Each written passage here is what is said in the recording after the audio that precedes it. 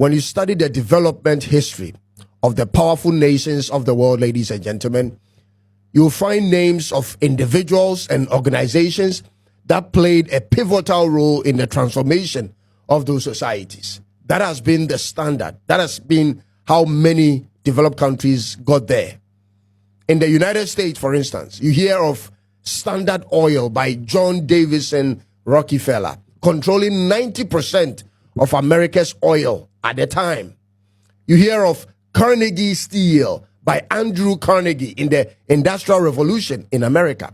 In Germany, you hear of Krupp Steel and Thyssen Coal, ladies and gentlemen. You hear of Siemens and Bayer. In every single developed country in the world, there is such an indigenous giant organization having that one lead person who sort of lays the foundation with major projects that rallies the entire country along.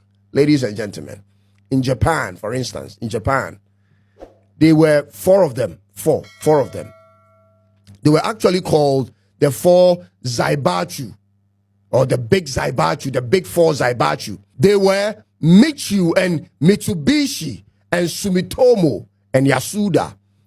These four corporations built the foundation for the Japan you see today. Only few African countries actually have these types of organizations. Ghana, my home country, has none. Ladies and gentlemen, we have none. Everything we have here, I'm referring to all the different industries in Ghana, are completely opened to everyone, including foreigners, to compete us. Ladies and gentlemen, there are no restrictions and no quotas. There are no reservations for local content only. We don't have anything like that anymore. Every type of business in Ghana is tempered with by foreigners. To prove this, I am going to mention a few industries in Ghana. I will mention it. You mention the local organization or personalities that actually controls them in this country. Here we go. Oil and gas, farming and agri-processing, chemical and pharmaceuticals, banking, gold mining, bauxite mining, building and construction, even music and film production. What Ghanaian company names or personalities came to mind, if you be honest? Meanwhile, we have all those calibers of people amongst us. And that brings me to this man.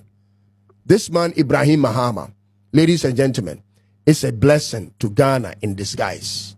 I am personally of the view that the success of Ghana is tied to our gold.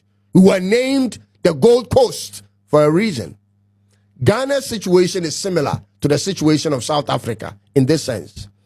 Without gold, ladies and gentlemen, without gold, there wouldn't have been a developed South Africa that people travel to see today. There wouldn't have been. There wouldn't have been a Johannesburg, ladies and gentlemen. Johannesburg was built with gold money from their mines. Gold money in South Africa actually built their banks, their railways, and their big cities. De Beers and Anglo-American, these companies were the leaders. And same is what Ghana must do. And ladies and gentlemen, this is where this man, Ibrahim Mahama, comes in. He is the talk of town. He is the talk on the news today for just being the brother of the president and doing great things for himself. That is all we are talking about. But I have a theory for what Ghana can become through mining in general, led by this man. Ladies and gentlemen, with my knowledge in mining, if I were the president of Ghana, this is what I would do with Mr. Ibrahim Mahama. Hear me out.